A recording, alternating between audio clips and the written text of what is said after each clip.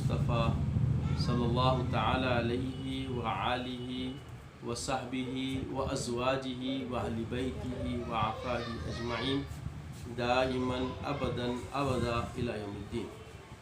اما بعد فاعوذ باللہ من الشیطان الرجیم. بسم اللہ الرحمن الرحیم. انما یرید اللہ لیذہب عنکم الرجس اہل البیت ویطہرکم تطہیرا. صدق اللہ العظیم وصدق رسولہ النبی الامین الکریم لمن الشاہدین والشاکرین. ناظرین اکرام، بزرگان دین، برادران اسلام، یہ ہماری آن لائن کلاسز میں آج میں عقائد پر، ایمان کی مبادیات اور جزیات پر گفتگو کرنے کی جسارت کروں گا اور کوشش کروں گا کہ اللہ جل مجدہ کے فرمان اور آقا علیہ السلام کے جو پیغام، آقا علیہ السلام کے جو ارشادات ہیں، اسی دائرے میں بات کروں. فرمان خداوندی اور فرمان مصطفی صلی اللہ علیہ وسلم کے آئینے میں جو رشد و ہدایت ہم مسلمان جو اسلام کے ماننے والے ہیں، جو ہم کو رہبری ملتی ہے، اس بارے میں انشاءاللہ میں روشنی ڈالنے کی کوشش کروں گا. آپ کی دعاؤں سے انشاءاللہ جو فیض مجھے پروردگار عالم اپنے حبیب کے تصدق سے دے گا، میں آپ تک اس کو منتقل کرنے کی کوشش کروں گا. بزرگوں اور دوستوں، اللہ جل مجدہ اپنے کلام پاک میں ارشاد فرماتا ہے، بس اللہ یہی چاہتا ہے کہ اے رسول صلی اللہ علیہ وسلم کے اہل بیت، اے رسول صلی اللہ علیہ وسلم کے آل اولاد، تم سے ہر قسم کے گناہ کا میل اور شک و نقص کی گرد، جو بھی میل کچیل ہے، اس کو دور کر دے اور تمہیں کامل مکمل طہارت سے نواز کر بالکل پاک و صاف کر دے.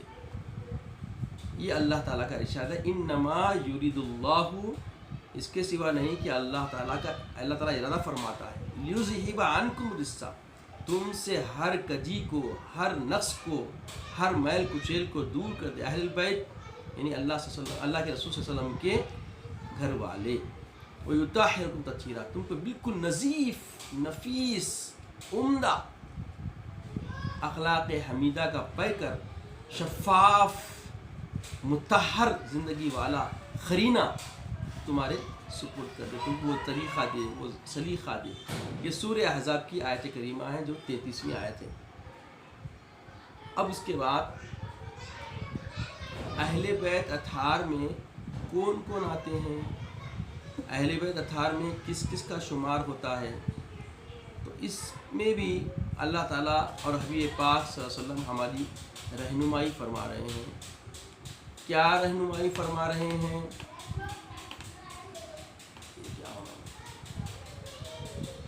اللہ اس کا رسول ہماری رہنمائی فرما رہا ہے. وہ کس طریقے سے، وہ کیسے بتایا گیا کہ اللہ تبارک و تعالیٰ اپنے حبیب پاک کے ذریعے فرماتا ہے کہ اے حبیب آپ فرما دیجئے. کیا فرما دیجئے؟ کہ میں دین کی جو کچھ، قل لا اسألکم علیہ اجرا الا المودۃ فی القربی، کہ اے حبیب آپ فرما دیجئے کہ جو دین کی اشاعت، دین کی تبلیغ، دین کی تعلیم، دین کا پیغام، رسول جو اللہ نے مجھے بنایا، اس کی رسالت کا جو پیغام تم تک میں دیا ہوں، اس کا کوئی اجر، اس کا کوئی معاوضہ، اس کی کوئی اجرت تم سے طلب نہیں کرتا. قل لا اسألکم علیہ اجرا، یہ میری جو خدمات ہے، اللہ کی وحدت کے جو تم کو جام پلایا ہوں، اللہ سبحانہ وتعالیٰ سے جو آشنا کروایا ہوں، اس کا بدلہ میں تم سے نہیں چاہتا. اب چاہتے کیا ہیں؟ الا المودۃ فی القربی، میرے قرابت داروں سے سوائے یہ کہ تم محبت کرو. اب یہاں غور کریے، اللہ سبحانہ و تعالیٰ امر فرمایا کہ آپ فرمائیے میرے حبیب، یعنی اللہ تعالیٰ اپنے حبیب کے ذریعے پیغام دلوا رہا ہے. تو اللہ تعالیٰ کا یہ امر. پھر دوسرا، رسول صلی اللہ علیہ وسلم اللہ کے حکم کی بجا آوری میں فرما رہے ہیں کہ لا اسألکم علیہ اجرا، میں تم سے اپنی خدمت کا، یعنی یہ دین حنیف جو تم کو دیا ہوں، جو دین اسلام تم تک پہنچایا ہوں، جو اللہ کی وحدت کے جام تم کو پلایا ہوں، اس کی کوئی اجر، کوئی اس کا بدلہ تم سے میں نہیں چاہتا، سوائے اس کے الی المودۃ فی القربیٰ، کہ تم کیا کرو، میرے آل اولاد سے کیا کرو، محبت کرو. پھر بتایا گیا کہ حضرت سعید ابن جبیر اور ابن عباس رضی اللہ عنہ سے روایت کرتے ہیں، فرماتے ہیں کہ لما نزلت، جب یہ آیت کریمہ نازل ہوئی، قل لا اسألکم علیہ اجرا الا المودۃ فی القربیٰ، قالوا، تو ہم لوگوں نے کہا یا رسول اللہ صلی اللہ علیہ وسلم من ہؤلاء الذین امر اللہ بمودتہم، قال علی و فاطمہ و ولدہما. جب یہ آیت نازل ہوئی تو صحابہ رضوان اللہ علیہم اجمعین نے رسول صلی اللہ علیہ وسلم کی بارگاہ میں عرض کیا، پوچھا، استفتاء فرمایا کہ وہ کون ہیں جن کے ساتھ ہمیں محبت کرنے کا حکم دیا گیا ہے. رسول کریم صلی اللہ علیہ وسلم نے فرمایا وہ حضرت علی علیہ السلام اور حضرت فاطمہ الزہرا علیہ السلام اور حضرت حسن علیہ السلام اور حضرت امام حسین علیہ السلام ہیں. قرآن مجید سورہ شعراء میں 5 نبیوں، نوح علیہ السلام، ہود علیہ السلام اور صالح علیہ السلام اور لوط علیہ السلام، شعیب علیہ السلام سے نقل کرتا ہے کہ انہوں نے فرمایا وما اسأل علیہ من اجر ان اجر الا علی رب العالمین، اور میں اس تبلیغ کی کوئی اجر بھی نہیں چاہتا ہوں، میری اجرت تو رب تعالیٰ کے ذمے ہے. اور دوسری طرف سورہ فرقان کی آیت نمبر 75 میں نبیوں کے بارے میں بتایا گیا کہ قل ما اسألکم علیہ من اجر الا من شاء ان یتخذ الی ربہ سبیلا. آپ کہہ دیجئے کہ میں تم سے لوگوں سے کوئی اجر نہیں چاہتا مگر یہ کہ جو چاہے وہ اپنے پروردگار کا راستہ اختیار کرے. اور پھر سورہ 47 آیت نمبر 37 میں رسول اکرم صلی اللہ علیہ وسلم ارشاد فرماتے ہیں قل ما سئلتکم من اجر فهو لکم ان اجر الا علی اللہ. یہاں بتایا گیا کہ کہہ دیجئے میں جو اجر مانگ رہا ہوں، میں اجر جو مانگ رہا ہوں، میں جو سوال تم سے کر رہا ہوں، اس بارے میں اللہ کے حبیب فرماتے ہیں کہ وہ بھی تمہارے ہی لیے ہے، میرا حقیقی اجر تو پروردگار کے ذمے ہے اور وہ ہر شے کا گواہ ہے. آپ یہاں پر سوال یہ ہے کہ ان 4 باتوں کا جمع کرنا کیسے ممکن ہے؟ کیا رسول کریم صلی اللہ تعالیٰ علیہ وسلم میں اور دوسرے نبیوں میں تضاد ہے؟ یہ تضاد پایا جاتا ہے؟ اس سوال کے جواب میں یوں کہنا چاہیے کہ ان آیتوں کی دقیق باریکیوں کی گہرائی سے جب ہم تحقیق کرتے ہیں تو اس کا نتیجہ یہ نکلتا ہے کہ رسول اکرم صلی اللہ تعالیٰ علیہ وآلہ وسلم نے بھی اپنی رسالت اور تبلیغ کے بدلے میں اپنی ذات کے لیے کچھ نہیں مانگا. اپنی ذات کے لیے اللہ کے وسلم نے کچھ نہیں مانگا، کچھ سوال نہیں فرمایا، اور بلکہ اپنی ذات کے لیے نہیں مانگا، اپنی قربا کی مودت کا تقاضا کیا ہے جو اللہ تعالیٰ تک پہنچنے کا راستہ ہے. یہ 100% انسانوں کی نفع کی بات ہے، کیونکہ یہ مودت مسئلہ امامت اور خلافت اور رسول اللہ صلی اللہ علیہ وسلم کی جانشینی کا پیش خیمہ ہے، اور حقیقت میں امت میں رسول اکرم صلی اللہ علیہ وسلم کے مشن کو آگے بڑھانا ہے جو انسانوں کو ہدایت کی راہ ہموار کرتا ہے. اسی لیے اللہ کے حبیب صلی اللہ علیہ وسلم نے دوسرے مقام پہ ارشاد فرمایا، کیا ارشاد فرمایا؟ کہ میں تمہارے درمیان 2 چیزیں چھوڑ کر جا رہا ہوں، ایک کتاب اللہ، فرقان، قرآن مجید، اور دوسرے اہل بیت میری اطرت، ان دونوں کو تم کیا کرنا ہے؟ لے کے چلنا ہے۔ اگر اس میں سے کوئی ایک چیز بھی تم سے چھوٹ جائے گی تو تم گمراہ ہو جاؤ گے۔ اہل بیت کی محبت اگر ہمارے سینوں میں ہے اور اس کے بعد کلام اللہ کو ہم پڑھیں گے تو کلام اللہ کے معنی، مراد، مفہوم اور ساری چیزیں شرح ہو کر ہمارے سامنے ان کی زندگیوں کے نمونے بن کر آئیں گے۔ اور اگر ہم بغیر اہل بیت اطہار کے قرآن مجید کو ہم پڑھیں گے اور سمجھیں گے کہ ہم نور ہدایت پہ پہنچیں گے، تو قرآن خود کہہ رہا ہے یضل بہ کثیرا ویہدی بہ کثیرا، کہ قرآن ایک اللہ کا معجزہ ہے، اللہ کا ایک سمجھیے اللہ کا دیا ہوا حبیب پاک کا معجزہ ہے کہ اس کے اندر معاملہ یہ ہے کہ قرآن خود کہہ رہا ہے کہ میں ایسا ہوں کہ بہت سارے مجھ سے گمراہ ہوتے ہیں اور بہت سارے ہدایت پاتے ہیں۔ یضل بہ کثیرا ویہدی بہ کثیرا، تو قرآن سے بہت سارے گمراہ بھی ہوئے اور بہت ساری ہدایت بھی آئی۔ تو گمراہ کون ہوئے؟ جنہوں نے اللہ کے حبیب کی اطرت کو اپنے لیے ان کی محبت کو لازم نہ کیا اور ان کی محبت کو اپنے لیے مشعل راہ نہ بنا کر قرآن کو تلاوت کیا، وہ گمراہ ہوئے۔ اور جنہوں نے اطرت حبیب پاک علیہ الصلوۃ والسلام کی محبت سے، اس چاشنی سے اپنے آپ کو آشنائی حاصل کی اور اس کے آئینے میں اس قرینے سے جب قرآن کی تلاوت کی تو ہدایت پا گئے۔ اب یاد رکھیں اللہ کے حبیب صلی اللہ علیہ وسلم کے پردہ فرمانے کے بعد خلفائے راشدہ اربع کی اس ظاہری دنیا سے پردہ کرنے کے بعد دین کی حمایت میں جنہوں نے اپنا مال، اپنی جان قربان کی، ان سب کے سردار سیدنا حضرت علی مرتضیٰ رضی اللہ تعالیٰ عنہ، سیدنا حضرت امام حسن مجتبیٰ اور حضرت سیدنا امام حسین رضوان اللہ تعالیٰ علیہم اجمعین ہیں۔ اس وقت کی بات ہے کہ ادھر حضرت امام حسن اور حضرت امام حسین رضوان اللہ تعالیٰ علیہم اجمعین کو دین اسلام کے تباہ ہونے کا رنج تھا، تو ادھر ظالموں کو یہ خیال تھا کہ جب تک دنیا میں امام حسن مجتبیٰ علیہ السلام اور حضرت امام حسین مجتبیٰ علیہ السلام رہیں گے، ہم دین اسلام تباہ نہیں کر سکتے۔ ان حضرات کے دنیا سے جانے کے بعد ہی ہم اس دین کی خرابی جیسے چاہیں گے ویسے کر سکیں گے، اس لیے ان حضرات کی شہادت کے در پر تھی۔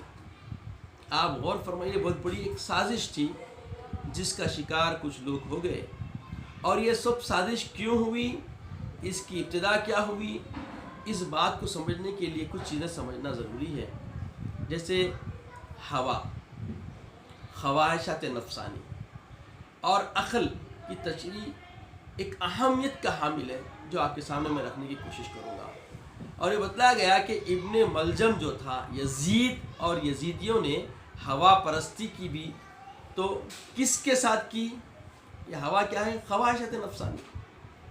انہوں نے جو امام حسین علیہ السلام کے ساتھ جو معاملہ کیا، اس طرف میں کچھ ایک فکر دینا چاہتا ہوں کہ جس کے ساتھ ہوا پرستی کی گئی وہ کس مرتبے کے تھے، اس کے بعد حضرات اہل بیت کے فضائل اور مصائب ان کو سمجھ میں آئے نہیں آئے، ان کی مصیبت سمجھنے کی فکر ان کے اندر جاگی نہیں جاگی، اور پھر اتباع ہوا کی یزیدیوں کو دنیا میں کیا سزا ملی۔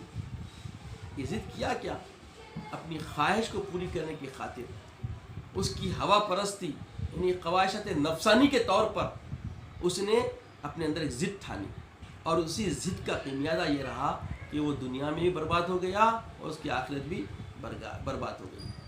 اب اتباع ہوا کی وجہ سے دنیا و آخرت میں جو سزا ملی ہے، اس کو دنیا دیکھ رہی ہے، آپ دیکھ رہے ہیں، ہم دیکھ رہے ہیں، سب اس کا مشاہدہ کر رہے ہیں کہ کس انداز سے وہ نقصان ہوا۔ یہ ہوا کیا ہے؟ ہوا اور عقل کی کچھ تشریح سمجھ لیں پہلے۔ انسان میں دو متضاد قوتیں ہیں، ایک ہے ہوا یعنی خواہشات نفسانی یعنی جو جی چاہے کرنا، اور دوسرے عقل یعنی غلام کی طرح بات میں اپنے مالک کی عز و جل کی جو بھی کام کرنا ہے پوچھ کر اس کو انجام دینا، یہ عقل ہے۔ قرآن کریم سے ہوا کی توضیح، ایک روز عبد الملک بادشاہ نے حضرت امام ابو حازم رحمۃ اللہ علیہ سے پوچھا کہ کل قیامت میں ہمارا حال اور ہمارا کام کیسا ہوگا؟ حضرت ابو حازم رحمۃ اللہ علیہ نے جواب دیا، اگر آپ قرآن مجید پڑھتے ہوں تو خود قرآن شریف میں اس کا جواب موجود ہے۔ بادشاہ کہاں اور کیا جواب ہے؟ تو ابو حازم رحمۃ اللہ تعالیٰ علیہ نے تلاوت فرمائی، وَأَمَّ مَن طَغَىٰ وَعَصَرَ الْحَيَاةَ الدُّنْيَا وَإِنَّ الْجَحِيمَ هِيَ الْمَأْوَىٰ وَأَمَّ مَنْ خَافَ مَقَامَ رَبِّهِ وَنَهَى النَّفْسَ عَنِ الْهَوَىٰ فَإِنَّ الْجَنَّةَ هِيَ الْمَأْوَىٰ۔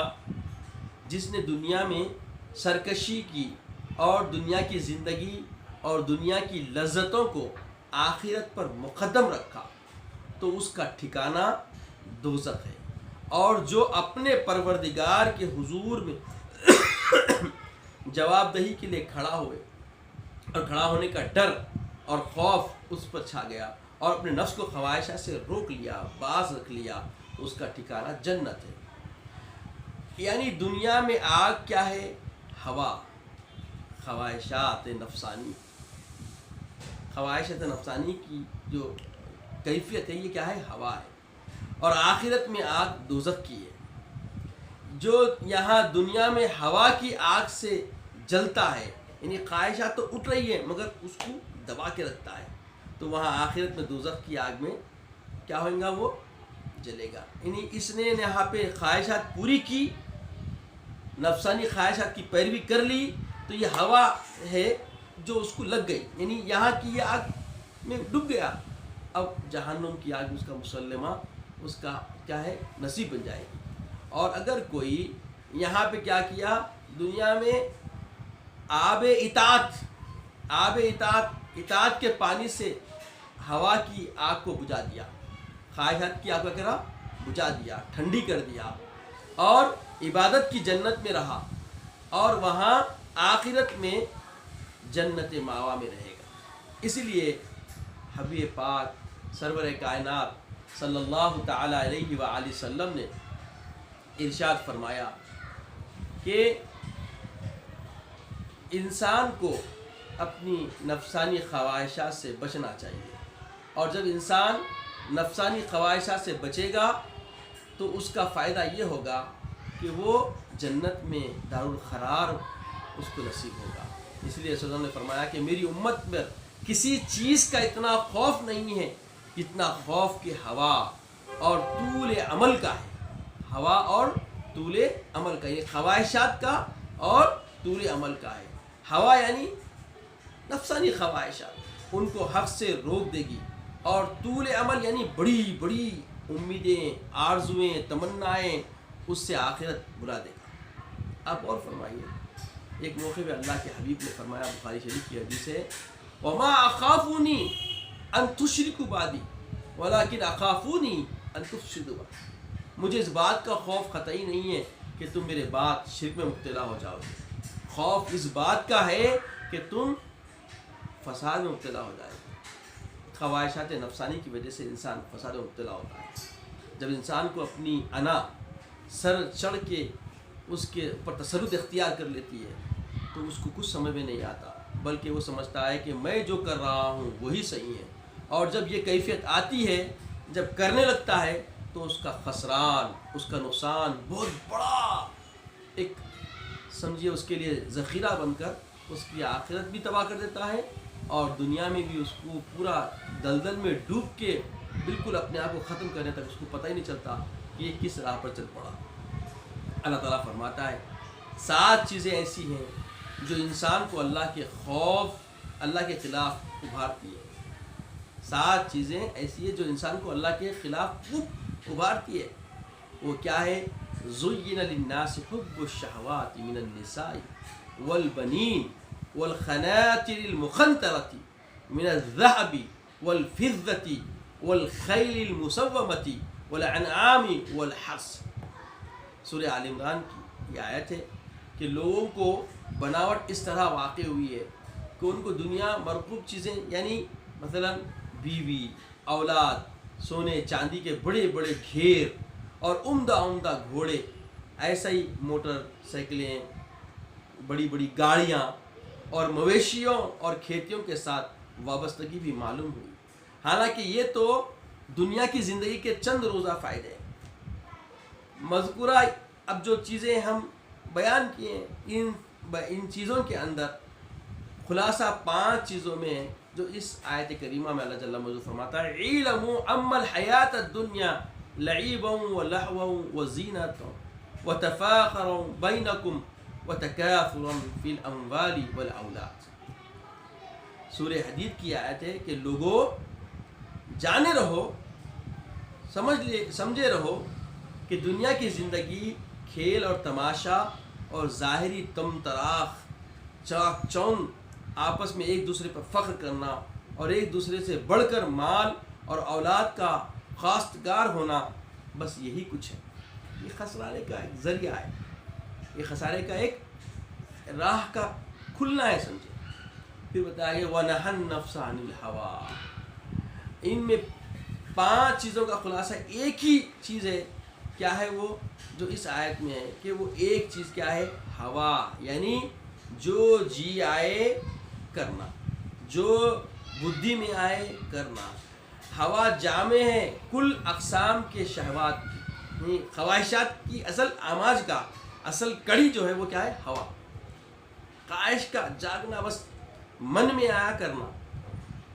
من تخلص عن الہوا فقط تخلص من جميع الشہوات، جو ہوا کو چھوڑ دیتا ہے وہ تمام خواہشات نفسانی سے رک جاتا ہے۔ تو سب سے پہلی چیز ہوا پہ قابو پانا۔ رمضان کے روزے بھی اسی لیے عطا کیے گئے کہ انسان نفس ہوا سے اپنے آپ کو باز رکھے، کیونکہ اس کے اندر انسان کو فحش گوئی سے بچنا ہے اور دوسروں کی خیر خواہی کرنا ہے، اور اپنے آپ کے اندر جو خود جائز خواہش عام دنوں میں ہے، رمضان میں ایک وقت مقررہ تک اس خواہش جائز خواہش سے بھی اپنے آپ کو روک لینا۔ کس کے لیے؟ رب کے لیے، تاکہ وہ خواہشات جو ہوا ہے وہ ماند پڑ کے بندے کے قابو میں آ کے رب پرستی اور خدا پرستی اور اطاعت محبوب خدا بندی کی وہ پابند ہو جائے، اور وہ بیڑیے اطاعت محمدی صلی اللہ علیہ وسلم پہن لے۔ اس کے لیے بندے کو روزے کا اللہ تعالیٰ نے امر دیا ہے۔ جس نے ہوا کا اتباع کیا وہ فطرت انسانی سے نکل کر بہیمیہ طبیعہ میں چلے گیا، یعنی جانور پن اور درندہ پن کے حدوں میں پہنچ گیا۔ اس لیے ارشاد ہوا من اتبع ہواہ فمثلہ کمثل الکلب، کہ جو ہوا کا اتباع کرتا ہے، جو ہوا کا یعنی خواہشات، ہوا کا معنی کیا ہے؟ خواہشات کی اتباع کرتا ہے، خواہشات کی پیروی کرتا ہے، اس کی مثال کتے جیسی ہے، وہ کتے کی طرح ہوتا ہے، بخلاف اس کے کہ عقل کا تابع اللہ کا بندہ ہے اور ہوا خواہش کا تابع ہوا کا بندہ ہے۔ اسی لیے ارشاد ہے کہ اس کی تائید میں بتایا کہ من اتخذ الہہ ہوا، جو ہوا کو اپنا معبود بنا لیا وہ ہوا کا بندہ ہو جاتا ہے۔ عقل کے تابعین کو اگر ہوا خواہشات نفسانی سے کچھ لغزش ہو جائے تو فوراً اللہ تبارک و تعالیٰ کے اس اشارے سے متاثر ہو کر بے چین ہو آتے ہیں اور لرزہ اندام ہوتے ہیں۔ من خاف مقام ربہ ونہى النفس عن الہوى فإن الجنة هی المأوى، جو اپنے پروردگار کے حضور میں جواب دہی کے لیے کھڑے ہونے سے ڈرا اور اپنے نفس کو خواہشوں سے روکتا رہا تو اس کا ٹھکانہ جنت ہے۔ جو لوگ عقل کے تابع ہیں اور کبھی بھول کر انجانے میں ہوا پرستی کر دیتے ہیں، یعنی خواہشات نفسانی میں ہو جاتے ہیں،